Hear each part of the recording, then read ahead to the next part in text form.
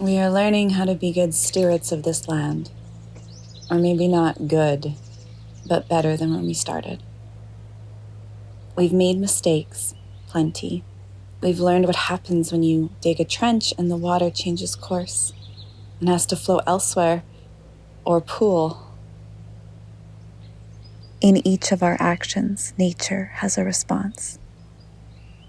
We are learning that Father Nature gives clues. That the woodpecker may tell you which trees are no longer healthy and may one day fall. We are learning the seasons by new names.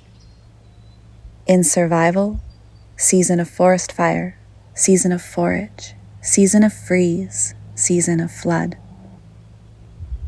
In thrival, season of festivity, season of feast, season of fireside, season of flowering. We are learning about life and death and the creatures that walk this land. Why do we kill the life that shares this land? We kill out of fear. We kill out of our own survival and safety. Can we do this less? Can we do better?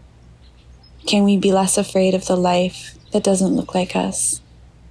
Can we learn to ask permission when we remember, and how to ask forgiveness when we forget? We are learning how to grow life, create, to live in harmony, understanding, and respect of each life form that shares this ground. We love her. Does she love us back?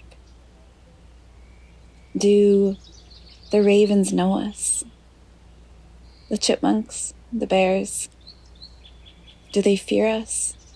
Are they angry, curious, indifferent? Now that we are here, it is our inclination to nurture, to relate, to learn from them, to learn that we are them.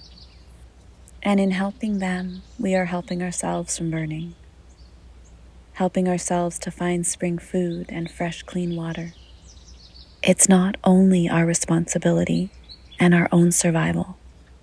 It's our great joy, our great privilege, our connection to the very essence of being alive.